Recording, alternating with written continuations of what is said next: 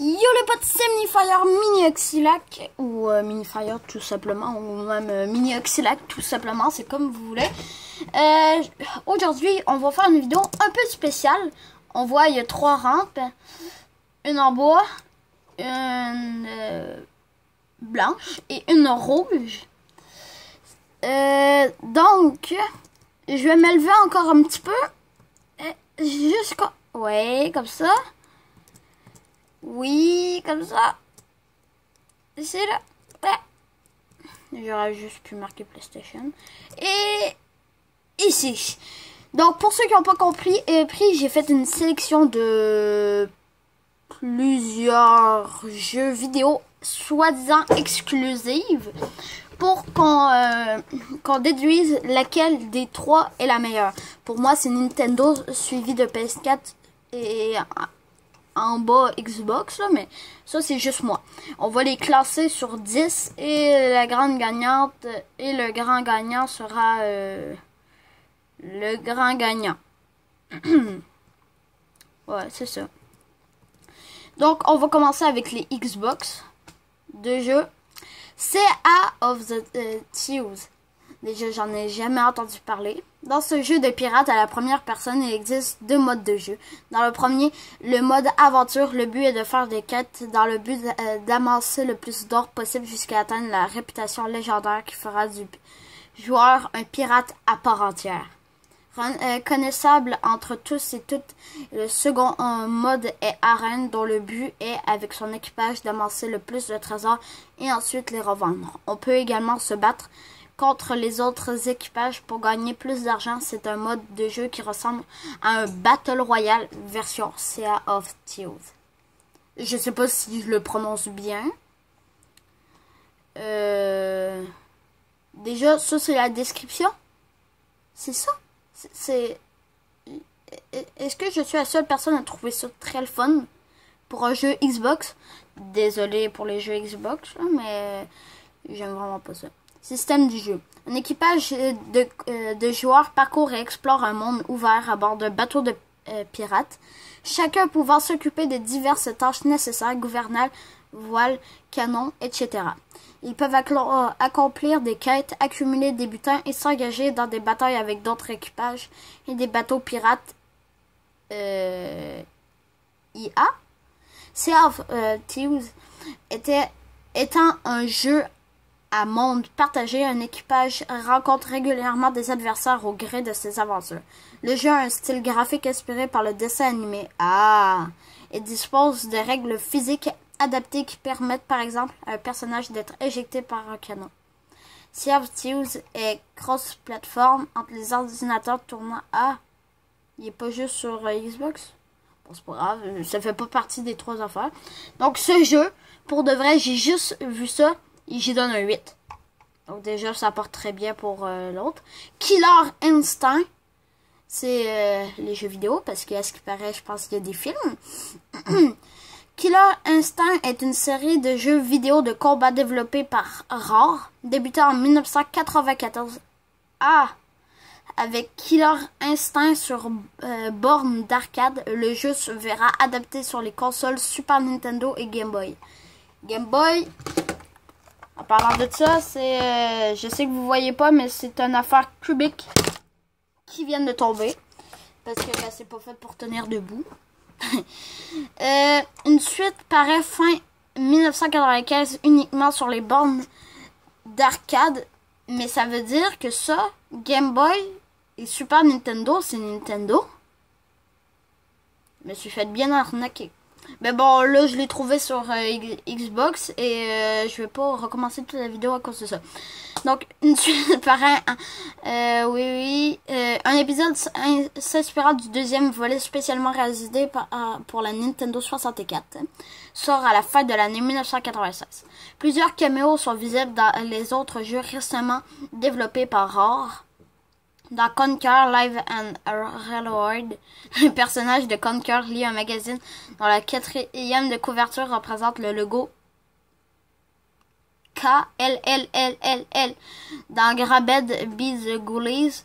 Le joueur peut également voir une boîte de jeux Xbox à l'effigie d'un éventuel troisième opus. Un nouvel opus exclusif à la Xbox One, Killer Instinct, est enfin dévoilé pour la conférence de Microsoft. Ok. Système de jeu. Le gameplay de Killer Instinct se compose des coups classiques des jeux de combat en 2D. Les coups de poing et coups de pied sont configurés avec 3 boutons d'instinct. Un bouton pour le coup rapide, un pour le coup moyen, un pour le coup violent. Sauter, s'accroupir et se déplacer font partie des autres commandes de base. Le système de jeu inclut également les blocages haut et bas. Les combos consistent l'élément principal du gameplay de Killer Instinct. Chaque personnage possède une technique appelée Combo Breaker qui consiste à interrompre le combo de l'adversaire. Les Combo Breakers sont également... Oui. Le jeu possède également un enchaînement de coups appelé Ultra Combo réalisable lorsque la barre de vie de l'adversaire clignote dans le but de l'achever. Lors de son exécution, le personnage inflige rapidement un minimum de 20 coups qui terrassent à son opposant. Le joueur peut exécuter un combo jusqu'à 46 coups à la suite. Il s'agit d'un seul coup qui n'est pas possible de contrer. Des fatalités sont également présentes pour la fin des combats. Et chaque combattant dispose de 3 différentes fatalités. Pour ça, pour de vrai, je donne un 6. Donc, si je me base à ces deux jeux qui ont l'air très bons, je vais pouvoir donner une note à Xbox de 7. Je m'attendais pas à avoir des jeux comme ça sur Xbox. D'accord, maintenant on passe à PS4. Oui, c'est normal qu'il soit de plus en plus haut. C'est parce que moi j'y trouve de plus en plus meilleur. PS4 sur 10. Donc j'ai pris 2 jeux. Marvel Spider-Man, moi déjà, il compte presque pas parce que je suis un fan de ce jeu. Je l'ai en cassette. Je l'ai fini 2 fois. Je suis à ma 3e fois que je suis en train d'essayer de le terminer. Donc, c'est ça. Marvel Spider-Man ou simplement Spider-Man est un jeu vidéo d'action développé par Insomniac Games et édité par Sony Interactive entièrement en collaboration avec Marvel, sorti le 7 septembre 2018 en exclusivité sur la console PlayStation 4. Donc, univers et contexte, histoire. Ah, lui c'est je lirai pas l'histoire. Univers et contexte. L'univers du jeu est entièrement créé par Insomniac Games en collaboration avec Marvel Games et ne reprend pas celui des comics et des univers cinématographiques de l'homme araignée. Certains des personnages du jeu n'ont de ce fait pas le même rôle que dans les comics. Néanmoins, certains lieux associés à l'univers des comics de Marvel sont présents, tels que l'ambassade du Wakanda et la tour des Avengers. Et j'y vais souvent sauter en bas. Et je comprends pas pourquoi je meurs pas. Le joueur incarne principalement Peter Parker, âgé de 23 ans, et scientifique qui agit comme justicier dans le costume de Spider-Man. Dans la ville de New York, l'histoire du jeu se concentre sur la répression des criminels dans la ville, tandis que Peter Parker lutte déjà depuis 8 années contre le crime. Je me suis enchaîné ça. Donc, pour le jeu, un beau 9. Détroit become humaine. Je sais pas. Est un jeu vidéo français développé par Quantic Dream, édité par Sony entièrement et paru sur PS4. Le titre ok, en fond, ça dit juste que le titre Sniper, système de jeu. Ok, ça c'est ce qui nous intéresse. L'histoire du jeu se déroule en fonction des choix et actions du joueur qui peuvent modifier radicalement le cours de l'histoire. Le jeu propose des scènes de dialogue au cours desquelles il faudra réaliser un choix et ce plus souvent dans un temps imparti. Certains choix seront ou non disponibles en fonction de vos actions précédentes, des relations que vous entretenez avec les autres personnages, de votre réputation ou de l'opinion publique. Le jeu propose également des scènes d'action où il vous faudra appuyer rapidement sur certains boutons pour mener à bien l'action. Certains chapitres étant surbondés à l'accomplissement d'événements précis et d'autres étant empêchés par des scénarios alternatifs. Le joueur sera amené à faire chaque chapitre à plusieurs reprises, ceci afin de ne rien rater de ce qui pourra modifier vos choix futurs. Oubliez de lire un magazine ou d'examiner un objet peut suffire à vous enfermer les portes de la fin alternative du chapitre nécessaire à sa progression. 8. Donc là, j'ai un 8 et un 9. On va donner un 8.5. Ouais, 8.5. Comment faire pour pas qu'on voie... ouais, ok. Ça. Désolé s'il y a une main qui passe. Ah! Ça, ok. 8.5 pour PS4. Et maintenant, on arrive au dieu créateur Nintendo. Donc, ça aussi, j'ai pris 2 jeux. The Legend of Zelda.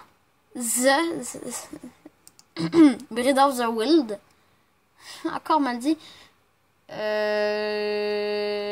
Ok, c'est tout de suite l'histoire. Ok, donc on va lire ça. The Legend, ok, parfois abrégé, un jeu d'action-aventure développé par la division Nintendo EPD, assisté par Monolith Soft et publié par Nintendo le 3 mars 2017 sur Nintendo Switch lors du lancement de la console ainsi que sur Wii U. La Wii vient? Donc il est le dernier jeu produit par Nintendo. Hein? Je sais pas. C'est le 19e jeu de la franchise. 19e! The Legend of Zelda. Breath of the Wild propose d'incarner Link, amnésique, réveillé après un long sommeil d'une centaine d'années par une mystérieuse voix qui le guide à Fadene Ganon, le fléau, Ganondorf, je sais pas pourquoi tu dis ça, et restaurer la paix dans le royaume des Rôles à l'instar l'un des objectifs majeurs de cet épisode fixé par l'équipe de développement et d'Europe passer les conventions de la série. Le jeu propose aussi de nouvelles mécaniques de gameplay comme l'implémentation d'un moteur physique complet pour la gestion des objets et de l'environnement, des voix off pour les personnages principaux, mais aussi des visuels en haute définition. L'univers de Breath of the Wild n'est pas structuré linéairement et est conçu pour récompenser l'exploration, l'histoire pouvant ainsi être suivie de manière non linéaire. Lors de sa sortie, le jeu est encensé par la critique, malgré quelques faiblesses techniques et des visuels en dessin de ceux des jeux des consoles concurrents.